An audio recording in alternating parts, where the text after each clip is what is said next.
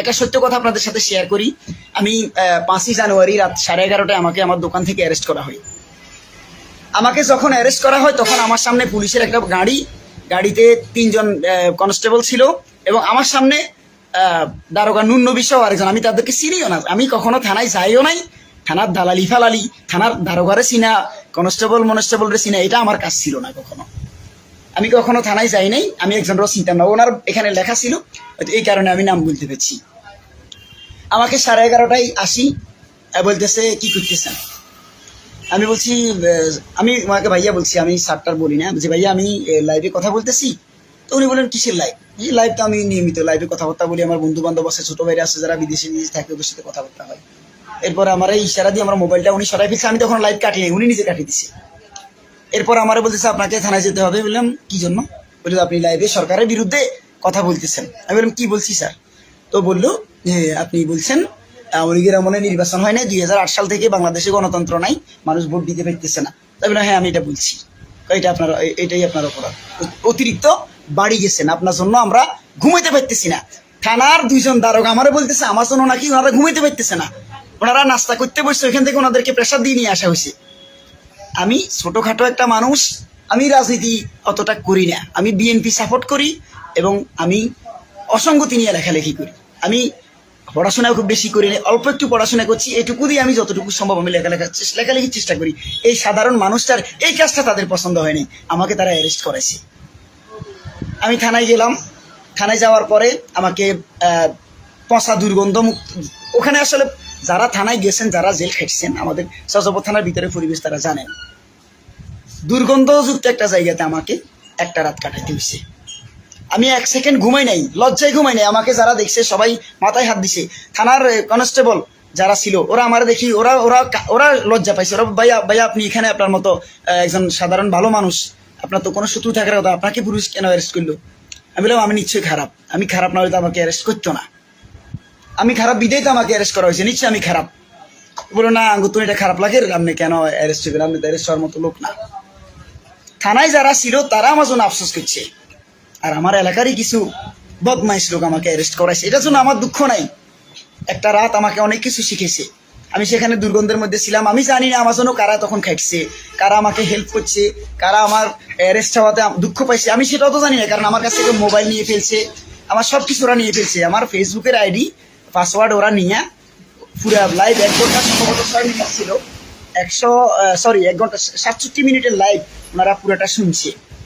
শোনার পরে ওনারা আমার মোবাইলটা দেয়নি, ওনাদের কাছে রাখি দেওয়ার পরে আমার ফোনে সারা রাত কল আসছে। আমি এখান থেকে শুনতেছি কল যে বাজে, আমার যে রিংটোন সেটা আমি জানতাম এটা আমার ফোন বাজতেছে। আমার কত খারাপ লাগছে। অনেকে আমাকে ফোন দিছে, আমাকে হয়তো আমার খোঁজ খবর নেওয়ার জন্য, আমার কাছে তো ফোন নাই, আমি অ্যারেস্ট হয়েছি, আমি কিভাবে ফোন রিসিভ করবো, সেটা হয় নাই। এরপর যেটা হলো, আমি পুরো রাতটা ওখানে আমি এই দুর্গন্ধময় অবস্থায় আমি এখানে ছিলাম। ওখানে তো সকালবেলা আমাকে ওসি স্যার ডাকলেন। সেদিন হচ্ছে 6 জানুয়ারি, অর্থাৎ পরের দিন হলো নির্বাচন। এর মধ্যে আমি খবর পাইলাম আমার এক ছোট ভাই সাংবাদিক রাস্তা মাথায় আছে, আবার আমার এক বন্ধু আছে সাংবাদিক, ওনার বাড়ি হলো সমীরহাটের কাছে। এছাড়াও আমার আরো অনেক বড় ভাই আছে বুইয়াহাটের কাছে, আমার ঘনিষ্ঠ বন্ধু বলেন ভাই বলেন একজন আছে। এরপরে আমাদের ঢাকাতে আমার এক বড় ভাই আছে সাংবাদিক, ফুটবসরবাটা আমার আরেক বড় ভাই আছে সাংবাদিক, আবার বগ্নিপতিও। ওনাদের ভালোবাসা আমি তখন থেকে মানে আমি বুঝতে পারছি, আমি জানতে পারছি যে আমাকে নিয়ে নিউজ হয়েছে। সমকাল, কালবেলা, এই পত্রিকাগুলোতে আমার ছবি ছাপানো হয়েছে, আমাকে নিয়ে নিউজ করা হয়েছে। সুবর্ণচরে ভোট নিয়ে কথা বলাই, সুবর্ণচরে কাজল কালোকে অন্যায়ভাবে গ্রেপ্তার করেছে সজীপুর থানা পুলিশ, এরকম একটা নিউজ হয়েছে আমার ছবি সহ। তো আমি এগুলো জানছি, জানার পরে আমার মনে এতটাই ইয়ে লাগছে যে আমাকে রাখি দেখছে এলে, যেখানে আমি মানুষের এত ভালোবাসা জেলে ঢুকার পরে পাইছি।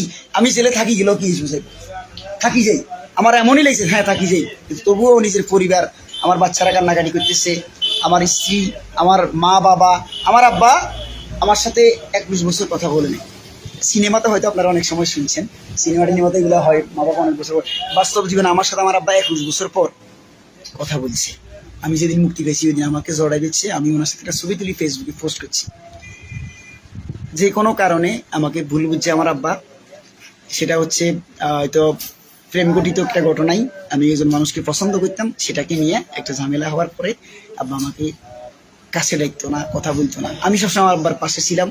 আমি প্রতিটা ঈদে আমার আব্বাকে সালাম করতাম, আব্বা আমার মাথায় হাত বুলাই দিত না। এই জীবনটা আমি প্রায় 42টা ঈদ ছিল আমার জীবনে এরকম। কিন্তু লাস্ট অ্যারেস্ট হওয়ার পরের দিন আমি যখন আমার আব্বার বুকে জড়িয়ে দিচ্ছে আমার মনে হচ্ছে যে এই অ্যারেস্টটা সেই বদমাইশ বা সেই জানোয়ারাই করুক আমার জন্য ভালো হয়েছে। তো এরপরে ওসি স্যার আমারে ডাকি বললো, আপনার ভিডিওগুলো সব শুনছি, তা আসলে তো আপনি অন্যায় কিছু বলেন নাই, একজন দেশের নাগরিক হিসেবে আপনি এটা বলতে পারেন। তবে স্যার তাহলে আমাকে অ্যারেস্ট কেন করলেন? উনি আমাকে স্ক্রিনশট দেখালেন, দেখেন আমার কাছে এই যে এগুলো সব আসছে, আপনার বিরুদ্ধে এতগুলো অভিযোগ আসছে, ডিসি অফিস পর্যন্ত আমার বিরুদ্ধে অভিযোগ দিচ্ছে, আমি নাকি দেশের জনতাকে খেপাইতেছি সরকারের বিরুদ্ধে, এরকম অভিযোগ স্যার আমারও বলতেছে। তো বললাম, স্যার আমি কি বলতাম, আমি একজন মানুষ হিসেবে আমার মনে হচ্ছিল যে সত্য বলা যায়, আমি সত্য বলছি। তো স্যার আমাকে বললেন আমরা সত্য বলবো। স্যারকে আমি ধন্যবাদ জানাই, স্যার হয়তো পরিস্থিতি বুঝতে পারছেন। এমন না, এখান থেকেই মনে হয় যেটা আসলে পুলিশ সদস্য যারা আছে সবাই আসলে আওয়ামী লীগ পরিবারের সদস্য, এমনও কিন্তু না। বিপদে পড়ি সরকারের হুকুমে এগুলো ওনারা হয়তো করতে বাধ্য হয়েছে। মানুষকে অ্যারেস্ট করা, মানুষকে হয়রানি করা, এগুলো হয়তো সরকারের হুকুমে হয়েছে এগুলো সবকিছু। আর এই জন্যই আজকে সরকার নাই। আপনি যত বেশি দজ্জাল হবেন, যত বেশি অহংকারী হবেন, যত বেশি দাম্ভিকতা আপনার মধ্যে কাজ করবে, আপনার ধ্বংস তত তাড়াতাড়ি হবে। আমরা এখান থেকে শিক্ষা গ্রহণ করব। যারা বিএনপি বা আমাদের নিজ দলীয় আছেন, আমার ভাইরা, আমার বন্ধু বান্ধব যারা আছেন, আমরা তাদের পতন থেকে আমরা শিক্ষা গ্রহণ করব। তারা কেন পতন হয়েছে সেটা আমরা দেখব, এবং সেই পতন থেকে আমরা শিক্ষা গ্রহণ করে আমরা সুন্দর সমাজ, সুন্দর সুবর্ণচর, সুন্দর বাংলাদেশ গড়ার চেষ্টা করব। আমি শেষ করব, অনেকক্ষণ হয়ে গেছে, আমি এখনো ভাতও খাই নাই।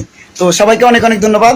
বাংলাদেশের জন্য শুভকামনা, আমাদের সুবর্ণচরের জন্য শুভকামনা, সর্বটা ইউনিয়ন তথা আমাদের খাসিয়াট রাস্তা আমাদের জন্য সবাই দোয়া করবেন যেন এই জায়গাটাকে আমরা শান্তি শৃঙ্খল রাখতে পারি, এবং এখানে সমস্ত সাদাবাজি বন্ধ করার ক্ষেত্রে আমি সর্বোচ্চ পরিশ্রম করব, এবং আমার এই পরিশ্রমে আমাকে আপনারা সহযোগিতা করবেন যে যেভাবে পারেন। আপনাদের সবাইকে অনেক অনেক ভালোবাসা, আপনাদের সবাইকে ধন্যবাদ।